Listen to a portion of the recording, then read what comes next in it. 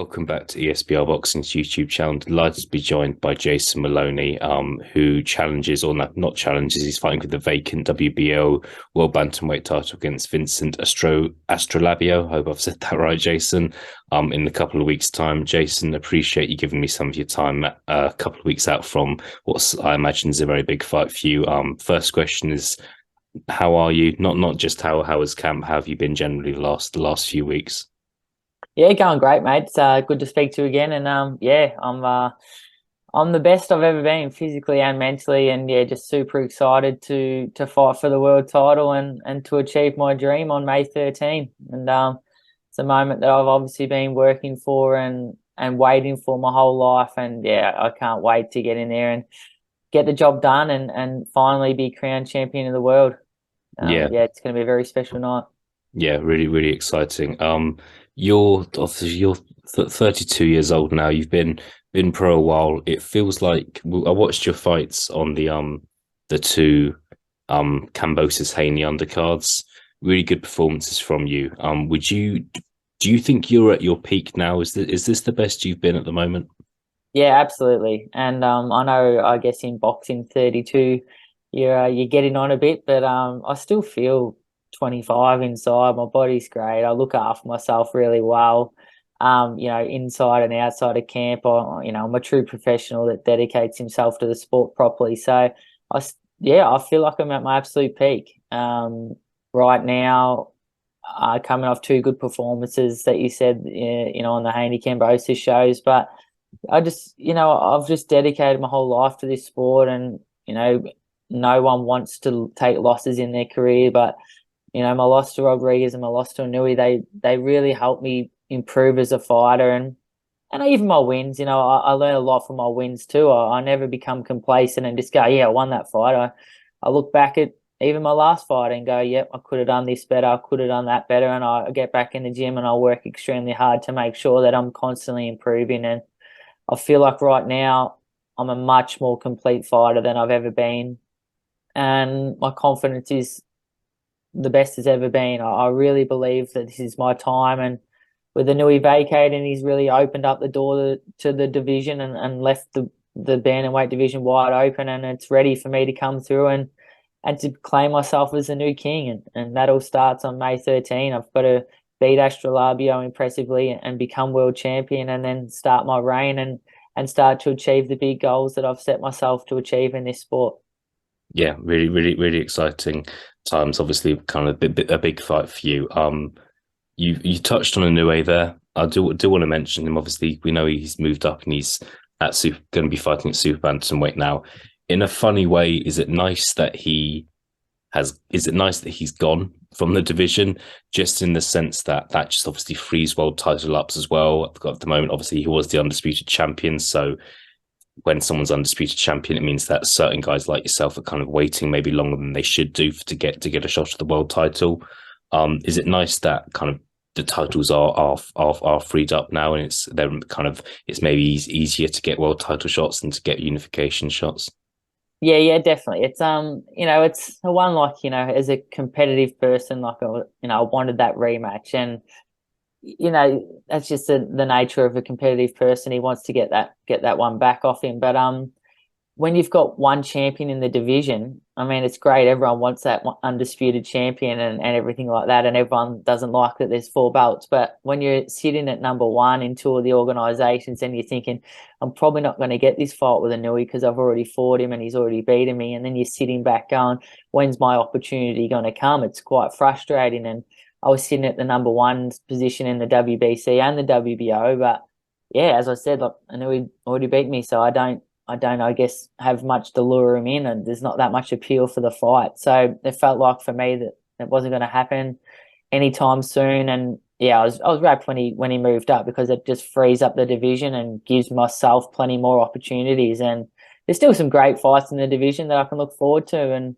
yeah, obviously my sights at the moment are just firmly set on Vincent Astrolabio and achieving my dream and becoming world champion. But there's some really exciting fights that I can look forward to in the future with, a rematch with Rodriguez. Sorry, there's Donaire, there's Takuma Inoue, his brother. There's some really exciting fights for me in this division. So, yeah, it's good to see him go. And maybe one day we'll get the rematch. But for now, I'm excited to see what he can do at 122, and I'm even more excited to see what I can do at 118.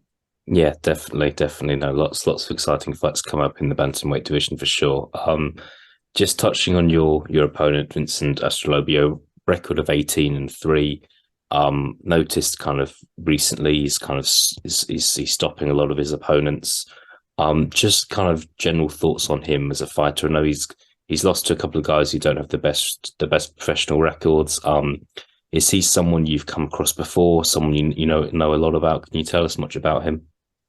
Yeah, he's I'm always following any top contender in the division, and obviously once it was looking like Inoue was vacating and I was sitting at number one and Astral Alabio was sitting at number two, then yeah, I really started to look at him and study him and watch some of his previous fights. And yeah, I don't know what happened earlier in his career. He lost a few guys, as you said, that maybe he should have beaten, but then he's obviously, I guess, made some changes and improved a lot as a fighter. And now he's coming off two wins that you probably wouldn't have expected him to win, when he beat Rigondeaux and when he beat Potapov in the Eliminator.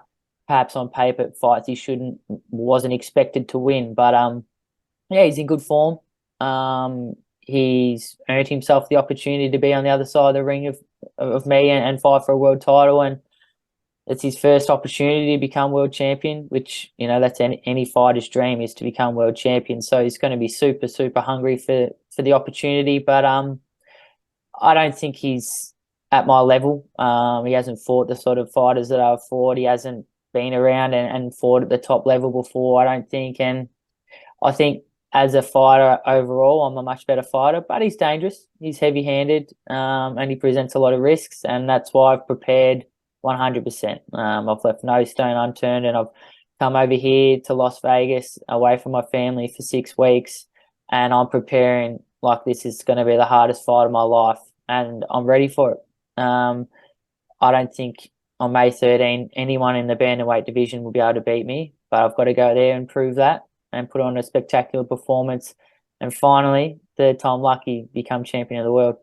Yeah, absolutely. I mentioned just kind of his knockouts there. You've had a lot of knockouts in your professional career as well. Do you believe that? Do you believe that you're going to win this fight by stoppage? Yeah, I do. I'm expecting. I think me at my absolute best. Yes, it stops Astrolabio and he doesn't go 12 rounds with me. But yeah, I guess at the top level, most guys can whack, and yeah, you can't afford to get hit by clean shots or shots you don't see and be too reckless. So yeah, I'll go out there and respect him and see what he's got. But I think with the preparation I've put in and the intensity that I like to fight, I don't think he can go 12 rounds with me. But I've got to go out there and perform my best, and that's what I'll do on May 13. Yeah, definitely. Just last couple of questions from me, Jason. I know you're probably not going to tell me too much here. You've been at bantamweight for a while now. How much longer? It sounds like you're planning on staying in this division a little while longer. Is that the case here? Do you think you could spend the rest of your career at bantamweight? As a move up to super bantamweight crossed your mind at all? What's the weight situation? I make the bantamweight division quite well. And definitely at the moment with the landscape of this division, with it all freed up, I plan on winning the WBO world title and then looking to unify and become undisputed. And I can stay here for years to come. Because I'm a true professional. I don't let myself blow out after fights and put on too much weight. And I eat immaculately and really look after my nutrition during camp and make sure I bring my weight down steadily and professionally. So I can make bantamweight for quite a long time and could probably stay there for the rest of my career. But ultimately, it's going to come down to the opportunities. If there's a big opportunity at 122, then I would go up. Same as if my brother Andrew, my twin, can no longer make 115, then that's another reason why I may go up. But ultimately, I see myself staying at bantamweight for a long time, and this is the start of my reign. And I want to be the man. I want to be the king of the bantamweight division, and first things first, he's becoming world champion on the 13th of May in Stockton, California. Yeah, fantastic. Cool. Yeah, really pumped for your fight, Jason. Really looking forward to it. We'll definitely be staying up from where I am. Just final question from me, Jason. I know you. I remember our chat from last year, and you're clearly a big boxing fan. You keep up to date with what's happening. Some fighters do, some fighters don't. Can you tell me a couple of fights you want to see this year? Obviously, it feels like at the moment boxing's full of fights that might or might not happen. Spence Crawford, Fury Usyk. What fights Yeah. as a fan? What fights are on your mind at the moment? Yeah, you get a bit sick of talking about those ones. Of course, it'd be great to see him. Crawford, Spence, Usyk, Fury, but I guess ones that are just developing. Well, after Tank won yesterday, I would love to see Shakur Stevenson fight Tank. I'd love to see Devin Haney fight Tank. Yeah, I really love that 135 division. There's some great fights there. They're probably two of my top of my list. But I'm looking forward to seeing. I like Garcia, so I'm looking forward to seeing him go up to 140. I'd love to see him fight Teofimo Lopez or Josh Taylor, whoever wins that fight. But yeah, I'm a massive boxing fan, and there's so many exciting fights that are starting to happen. And yeah, some exciting fights that I'm looking forward to for the rest of the year. And yeah, some exciting fights for myself too, which I'm looking forward to. But yeah, myself and my brother, obviously my twin brother fights for the world title the week after me on May 20. So super excited to see him fight as well against Nakatani. And yeah, we can both go back to Australia with 2 world titles on the plane. It will be an incredible story and something I'm really excited about. Yeah, fantastic. No, looking forward to your fight. Looking forward to your brother's fight, and yeah, look forward to speaking to you again soon, Jason. All the best for May 13th. Thanks, mate. Really appreciate it.